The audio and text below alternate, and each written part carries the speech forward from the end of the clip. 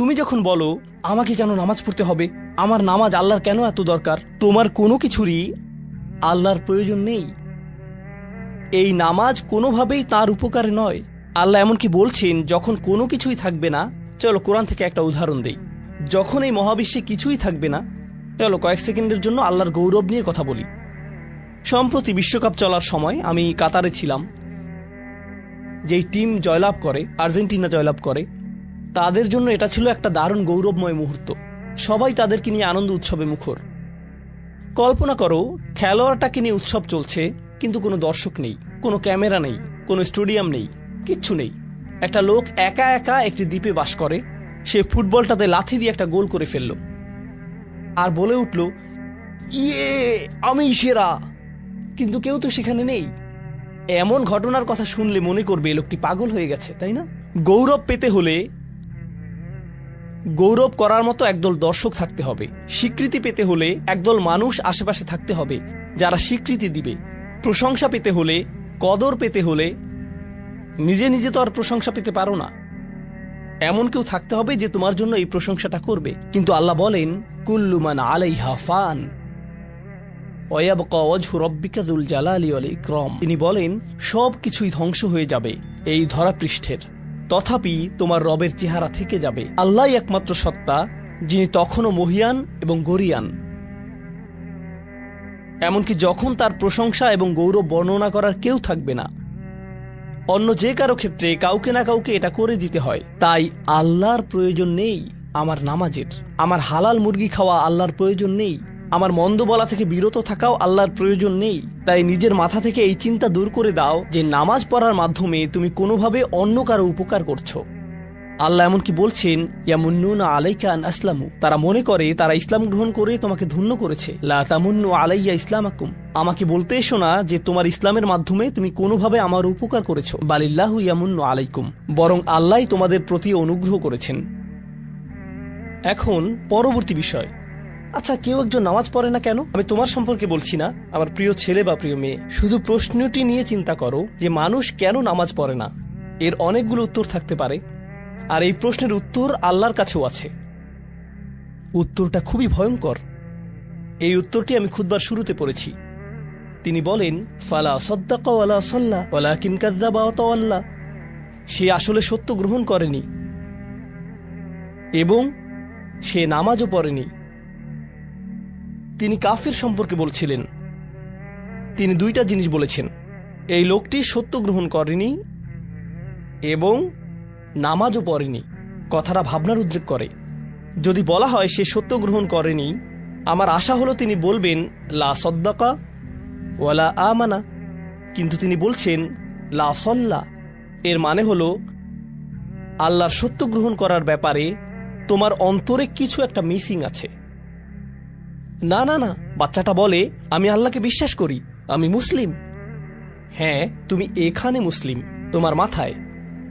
কিন্তু এই সত্য তো শুধু তোমার মাথার জন্য না, এই সত্য তোমার অন্তরের জন্য। তুমি এখনো অনুভব করছো না যে ব্যাপারটা কেমন সিরিয়াস। তুমি এখনো উপলব্ধি করছো না যে এটা কি। মাঝে মাঝে কোনো বিষয় তুমি জানো হয়তো, কিন্তু এই নিয়ে চিন্তা করা থেকে পালিয়ে বেড়াও। এটা সত্য, তুমি জানো বিষয়টা কিন্তু চিন্তা করতে চাও না। আর তাই এটা যেহেতু মিসিং, ঠিক এই কারণে আমি সহজেই নামাজের কথা ভুলে যাই কখনো কখনো, এবং তুমিও ভুলে যাও কখনো কখনো। এমনটা ঘটে কারণ আমাদের অন্তর কিছুটা বিভ্রান্ত হয়ে পড়ে। দিনের এই সত্যতা, আল্লাহকে সেই সত্যটা, সেই অকাট্য সত্যটা আমাদের মস্তিষ্কের পেছনের কোনো একটা সেলফে গিয়ে পড়ে থাকে। আমরা অন্য কিছুতে ব্যস্ত হয়ে পড়ি এবং এই নিয়ে আর চিন্তা করি না। আল্লাহ এটাই বলেছেন। সুতরাং তোমার নামাজ পড়া আল্লাহর প্রয়োজন নেই। এমনকি তুমি যদি নামাজ পড়ো, আমি পড়তে বলছি এই কারণে, তখন কি করো? নামাজের জন্য কিভাবে নিয়ত করো? তখন আমি 4 রাকাত নামাজ পড়বো, দাঁড়ালাম, কারণ আমার আব্বা বারবার পড়তে বলছেন। আল্লাহু আকবার। নবী সাল্লাল্লাহু আলাইহি সাল্লাম আমাদের বলেছেন, নিয়ত সঠিক না হলে কাজের কোনো মূল্য থাকে না। ইন্নামাল আমালু বিন্নিয়াহ, ইন্নামাল আমালু বিন্নিয়াত। এমনকি যদি তুমি কাজটা করেও থাকো কিন্তু তোমার নিয়ত ছিল আমি শুধু তোমাকে বিরক্ত করি, এটাই তোমার নিয়ত, তখন এই নামাজ আমার যেমন কোনো উপকার করবে না, ঠিক তেমনি তোমারও কোনো উপকার করবে না। তোমার সত্যিকারের আন্তরিক নামাজ থেকে একমাত্র যে উপকৃত হবে সে হলো তুমি নিজে।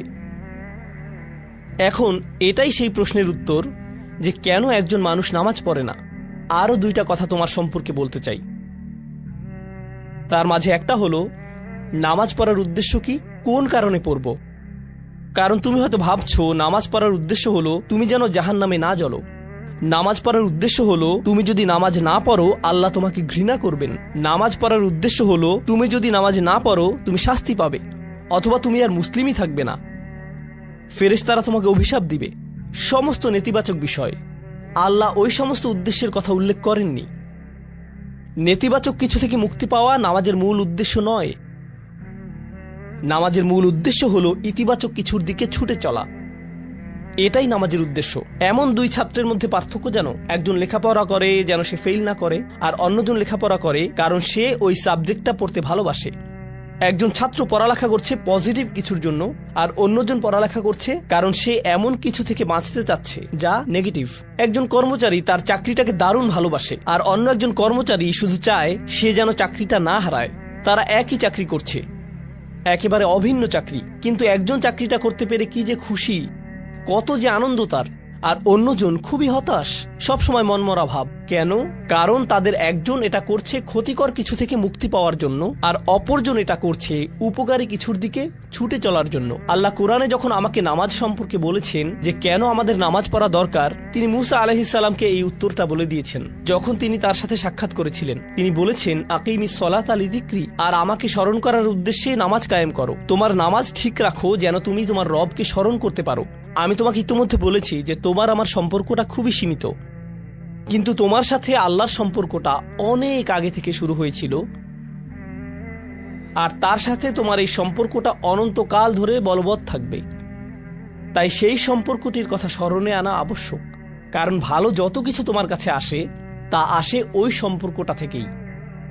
সামান্য কিছু ভালো জিনিস তোমার বাবার কাছ থেকে আসে, কিছু কিছু ভালো জিনিস, কিন্তু সকল ভালো জিনিস যা তোমার কাছে আসে তা আসে একমাত্র ওই সম্পর্কটির কারণে। যদি তুমি চাও সকল উপকারী জিনিস তোমার জীবনে অবস্থান করুক, তখন তোমাকে অবশ্যই তার কথা স্মরণ করতে হবে যার নিকট থেকে সকল কল্যাণের আগমন ঘটে, যার নিকট থেকে সকল নিয়ামতের আগমন ঘটে, সকল রিজিকের আগমন ঘটে, সকল হেদায়েতের আগমন ঘটে। আর তাই আল্লাহ বলছেন সর্বোত্তম যে উপায়ে তুমি এটা করবে তা হলো নামাজের মাধ্যমে তুমি আমাকে স্মরণ করবে। এজন্যই তোমার নামাজ পড়া দরকার। আচ্ছা, পরিশেষে এজন্যই তোমার এটা করা উচিত, কিন্তু তুমি এটা করছো বলেই সঠিক নিয়ত সহকারে আল্লাহ বলছেন কেবল এখানেই শেষ নয়, এর কিছু উপকারিতাও আছে। কিছু ভালো জিনিস তোমার পথে আসবে যখন তুমি সত্যি সত্যি আল্লাহকে স্মরণ করবে। যখন তুমি আল্লাহকে স্মরণ করবে যেভাবে তিনি চান সেভাবে, আর যে উপায়ে তিনি চান তা হলো এই নামাজগুলোর মাধ্যমে। তুমি যদি এটা করতে পারো, আল্লাহ বলছেন ইন্না সলাতা তানহা আনিল ফাহশাই ওয়াল মুনকার। এমনকি এই আয়াতেও ওয়ালা যিকরুল্লাহি আকবার, তিনি বলছেন নামাজের মধ্যে এই উপকারটি আছে যে এটা তোমাকে অশ্লীলতায় পড়ে যাওয়া থেকে রক্ষা করবে। কারণ অশ্লীলতা তোমার চারপাশে বিরাজমান, আর আমি প্রিয় পুত্র তোমাকে এটার সম্মুখীন হওয়া থেকে রক্ষা করতে পারবো না। অশ্লীলতা তোমার ফোনে, অশ্লীলতা তোমার স্কুলে, অশ্লীলতা তোমার বন্ধুদের মাঝে, অশ্লীলতা ঈদের অনুষ্ঠানে, যখন কোনো কর্নারে গিয়ে বন্ধুদের সাথে আড্ডা দাও, অশ্লীলতার উপস্থিতি তুমি সর্বত্র দেখতে পাবে। প্রতিবার যখনই তুমি অশ্লীলতার দিকে এগিয়ে যাবে তোমার অন্তর ক্ষতিগ্রস্ত হয়ে পড়বে। আর আল্লাহ বলছেন যদি তুমি এই নামাজগুলো আদায়ে যত্নবান হও, এগুলো তোমাকে অশ্লীলতার করাল গ্রাস থেকে রক্ষা করবে। একবার যদি তুমি অশ্লীলতায় ডুবে যাও, তখন তুমি হয়ে পড়বে যেমন তুমি যদি দূষিত বাতাসে নিঃশ্বাস নাও, প্রথম প্রথম তোমার কাশি আসবে, কিন্তু যদি এতে বেশিক্ষণ অবস্থান করো একসময় এতে তুমি অভ্যস্ত হয়ে পড়বে। অশ্লীলতাও ঠিক এরকম, এতে আকণ্ঠ নিমজ্জিত থাকলে একসময় এটাকে আর বড় অপরাধ বলে মনে হবে না, নিজেকে এর থেকে রক্ষা করার কোনো গরজ অনুভব করবে না আর, কারণ তোমার প্রতিরোধ ব্যবস্থা দূষিত হয়ে গেছে। এরপর তুমি এমনকি আরো বিষাক্ত আচরণের জন্য প্রস্তুত হয়ে যাবে, এমনকি আরো জঘন্য বিষয় ওয়াল মুনকার, এমনকি আরো ঘৃণ্য কাজও তোমার দ্বারা সম্পন্ন হয়ে যেতে পারে। অধপতনের অতল গহ্বরে হারিয়ে যাওয়া থেকে এই নামাজগুলো তোমাকে রক্ষা করবে। এই জন্যই তোমার নামাজ পড়া দরকার, এই সমস্ত কারণেই তোমার নামাজ পড়া প্রয়োজন। আমি বলেছি এই জন্য না, এই সমগ্র ভ্রমণের শেষে সিদ্ধান্তটা সম্পূর্ণরূপে তোমার। কারণ আল্লাহ হয়তো আগামীকালই আমাকে নিয়ে যেতে পারেন, আল্লাহ হয়তো আমাকে 1 বছরের মধ্যেই নিয়ে যেতে পারেন। তোমার এবং আমার মাঝে যে এই সম্পর্কটা বর্তমানে আছে, এমনকি যদি আমরা 100 বছরও বাঁচি, আমরা এর চেয়ে বেশি বাঁচতে পারবো না। একটা সময় আছে যখন এর সমাপ্তি ঘটবে, কিন্তু ওই সম্পর্কটি, তুমি যদি সত্যিই ওই সম্পর্কটি সম্মান করতে চাও, নামাজ পড়ো। তোমার প্রতি এটাই আমার উপদেশ। এখন আমি পিতামাতার উদ্দেশ্যে কথা বলবো। এটা হবে ছোট্ট একটা রিমাইন্ডার আমার জন্য এবং আমাদের সবার জন্য, আমাদের পিতামাতাদের জন্য।